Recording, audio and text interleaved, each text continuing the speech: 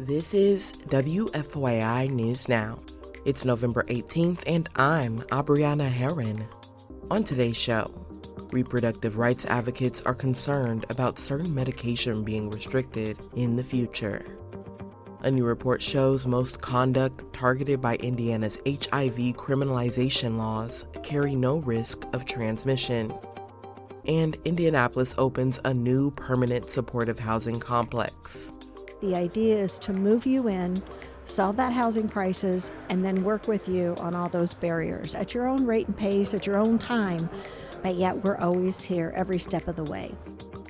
Those stories coming up, but first. Landowners on the southwest side of Indianapolis could be entitled to financial compensation from the federal government. WFYI's Martin Schaus has more. Railroad company CSX Transportation abandoned 1.8 miles of railroad track in 2023.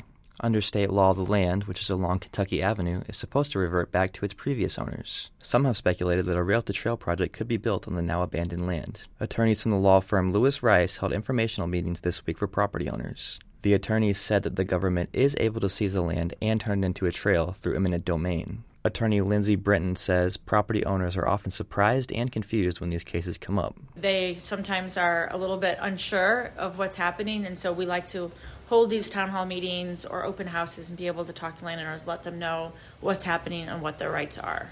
If trail plans move forward, landowners will be able to file a claim for financial compensation with the federal government. I'm Martin Schaus. 1 in 7 women who use contraception use it for non-pregnancy related reasons, like managing blood disorders and endometriosis. Side Effects Public Media's Elizabeth Gabriel reports reproductive rights advocates are concerned the medication could be restricted in the future. Federal lawmakers and 17 states have tried to pass legislation to protect birth control access, but Republican votes blocked these efforts. Some lawmakers have falsely tied contraceptive methods to having an abortion. Researchers believe that may threaten access to birth control. Maram Saeed is a minimally invasive gynecologic surgeon in Indiana. And what I would never want is to take away from a woman's ability to have a healthy life, and she may choose to be a mother by adoption or other modalities, and I would never want her to be anemic from periods or to have other medical implications of not being on birth control. About 14 states and D.C. have legal protections to the right to contraception. Elizabeth Gabriel, Side Effects Public Media. A new report shows most of the conduct targeted by Indiana's HIV criminalization laws carry no risk of transmission. Indiana Public Broadcasting's Abigail Ruman reports advocates want lawmakers to use this information to modernize the laws around HIV in Indiana. The analysis from the Williams Institute at the UCLA School of Law looked at the risk of transmission associated with Indiana's 6 criminalization laws. The report found the laws are based on outdated science on how HIV is transmitted.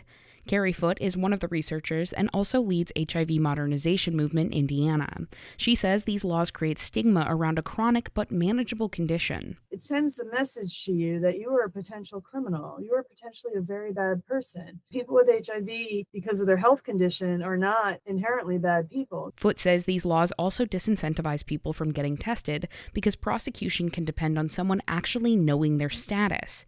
She says she's hopeful the report will help lawmakers during the 2025 legislative session. For Indiana Public Broadcasting, I'm Abigail Ruman.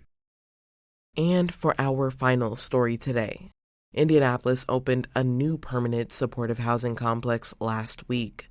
A group of businesses, city, and community leaders gathered to celebrate 36 new units of permanent supportive housing on the Near East Side along Washington Street.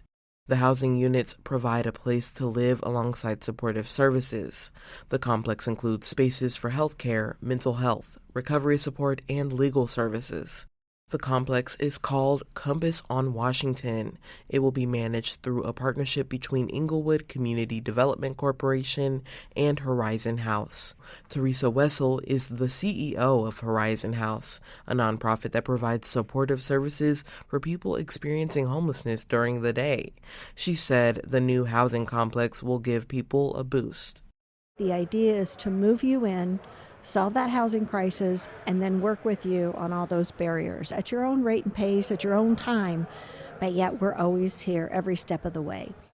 Mayor Joe Hogsett spoke at the ribbon-cutting ceremony. He said in an interview that Indianapolis needs to spend more money on permanent supportive housing for individuals, and the new complex shows that. So that they have the opportunity to move from chronic homelessness to housing, to a better quality of life, to a more prosperous and productive life. Partners broke ground on the project 2 years ago. The 36 units are fully furnished. That's all for today's episode of WFYI News Now. Our podcast is produced by Drew Daudelin, with support from the news team at WFYI and public media journalists across the state. Our news director is Sarah Neal-Estes. Kendall Antron produced our music, and I'm your host, Abriana Herron. If you like today's episode, remember to subscribe and share, and follow WFYI on Instagram, TikTok, Facebook, and YouTube to check in on our newsroom throughout the day. Thanks for listening. We'll be back tomorrow.